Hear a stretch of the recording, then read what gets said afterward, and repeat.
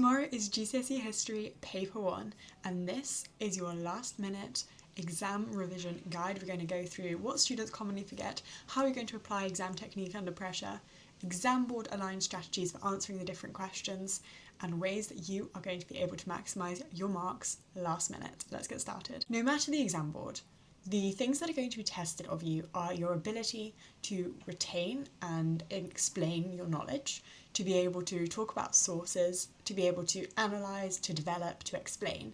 And that is a lot. But a lot of students make very, very common mistakes. I know walking into a history exam can feel quite overwhelming because you've got a lot of information that you're trying to remember and you're only going to be tested on a portion of it, but you want to be able to put down as much as you can. However, in sort of juggling all of these different things in your head, it can mean that you actually fall prey to some really quite common pitfalls. So as ever, I have been through some examiners' reports for AQA, EdXL and OCR, and I've got a little list here of some of the most common pitfalls that students fall into and the reasons that examiners say that they lose easy marks. The first thing being writing too descriptively. So you're saying, this happened, and then that happened, and then something else happened after that, and that is a wonderful explanation of your knowledge. You're showing that you've revised, but a test isn't testing you on how much you've revised, it's testing you on how you can apply it to the question. So you need to be much more analytical. Ask why, ask what the effects are, ask how that is directly linking to what the question is asking you to do. And following on from that, obviously, in doing so, you need to have a good structure that you're following. And examiners' reports constantly go on about the fact that students will answer questions without having a good structure. We're going to come on to structure later on in the video, but never go blindly into an exam and just write. You always need a structure, and that is especially important for your history paper 1. Equally important for history is not using very specific dates, names, times, events. History is an exact science. It's not really a science, is it?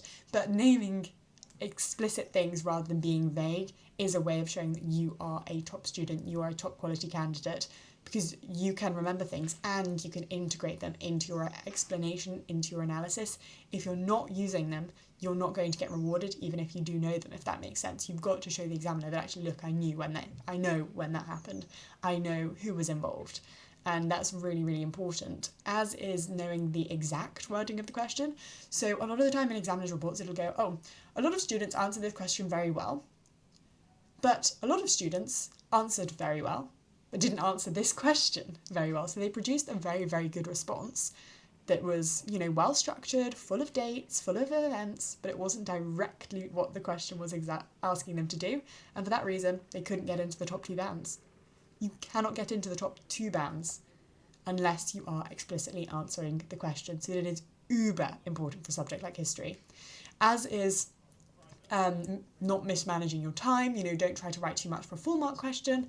That means you then have very little to gain from a longer response question because you've just not left enough time. Time management is critical in a history exam, so we're going to go through those as well in just a second. So those are the most common mistakes that students make, alongside they don't analyse sources enough, but I am so sure your teacher has drilled into you by now that sources are not there for content, they're not there for you to regurgitate, they are there for you to analyse. Alright, now let's move on to thinking about your in-exam structure that you're going to use for the different types of question. So the first type of question that we're going to consider are the 4 markers, and these are the questions that are sort of going to be described 2 features or outline. And that means you don't want to be waffling, you don't want to be going off topic, you just want to be very clear, very explicit, very exact. And one of the best sort of ways of formulating your response to this is basically feature 1, name it, explain it, feature 2, name it, explain it. It's pretty simple, but it keeps you on track because you don't want to be wasting too much time on these questions. A lot of the time, these will be very much focused in on baseline knowledge. You'll be able to go in and tackle them straight away. Now let's consider your 8-mark questions. So you want to be spending 8 to 10 minutes on these questions. And these are sort of ones that are going to ask you to explain why or write an account of. Now, you've got to be very careful here to not just write a narrative. You're not just retelling events, you've still got to be analytical, you've got to probe it, you've got to think why that was the case and really kind of analyse exactly what you're saying. Now, in terms of structuring your response to these questions, you want to be using causal language throughout. This led to, as a result, those sorts of things that are directing the examiner, showing them that you know that there was a cause and then there was an effect, Okay, doing cause and effect, that's going to put you around a grade 5 or grade 6. Then, cause effect analysis. You want to be going, why?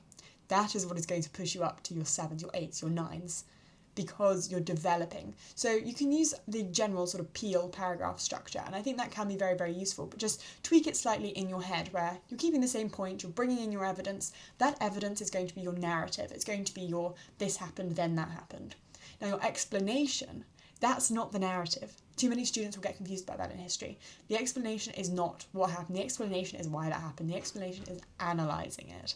And then obviously you still want to link back, because that is one of the assessment objectives that you are going to be assessed on. So if you're not linking back, you're cutting yourself off from being able to score highly in that final assessment objective. Those 12 markers that you get in Edexcel and OCR, where you're sort of being asked how useful are sources A and B for whatever, the critical thing here is that you don't just describe the sources, because you're not being asked to describe them. Yes, you might want to talk about them and what they are, but that is not in response to the question. In response to the question, you're actively analysing those sources. So that is the key focus, how useful. So to structure your answer, you want to be talking about the first source, why that is useful, why that is not useful, what are the limitations. Do the same for the second source, and then you want to reach an overall judgment. Is one source better than the other? If so, conclude that. For 16 markers that ask you how far do you agree or which was the most important factor, you want to be spending roughly 20 minutes answering these. You want to start by putting down some points.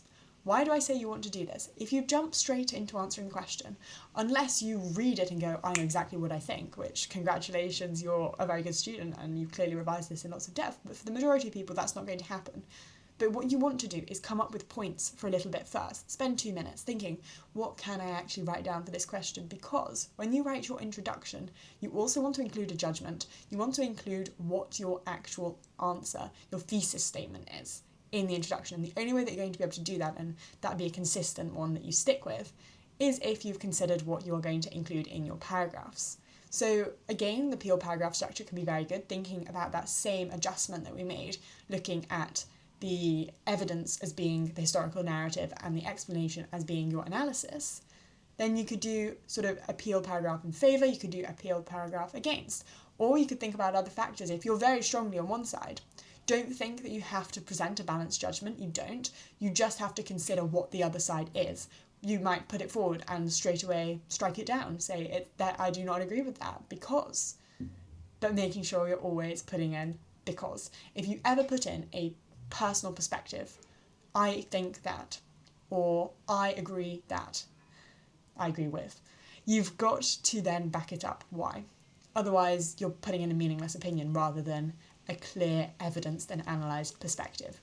Again, with this, always make sure you're bringing it to a rounded conclusion where you are restating your judgment, you are briefly summarising the paragraphs, but obviously this isn't too long, so you don't want to spend too long summarising, but you could add in additional factors in the conclusion if you do wish. With sources and interpretations, if they're included, you never want to be treating them like they are content. You're being judged on analysis, not your ability to remember things that, your teacher has shown you. No. You want to be really getting to the heart of these sources, and so in examiners' reports they basically give you a list of things that they want you to talk about, and those things are content. Okay, what does the source say, what is it showing, but then who made it and why, what's the provenance of that source, how useful or reliable is it, compare with your own knowledge, and also identify whether there might be any bias, any different perspectives. Can you think about how the context might have influenced the way that that source was constructed? Those sorts of more nuanced points are what are going to get you those higher marks in the source-based questions. One final thing that I want to leave you with is please don't panic if you forget a date. If you forget a name, if you forget something, we're human, it always happens. You're not going to be able to remember absolutely everything perfectly because it is a stressful situation, but what you don't want to do is then scrap your point. Don't think, I can't remember the date or the person or the place, so therefore I'm just not going to make this point. No. Just put as much as you can remember. So, for example, if you forget the exact date, but it's the 1600s, put the 1600s. If it was a person who was involved in the church, put that. Put whatever detail you can, and that is still going to score you a lot higher than missing out a potentially brilliant piece of analytical and historical writing just because you've forgotten one singular thing. So those are my tips for your History GCSE Paper 1 tomorrow. Good luck. If you have any further questions, do let me know in the comments, and I will see you in the next video.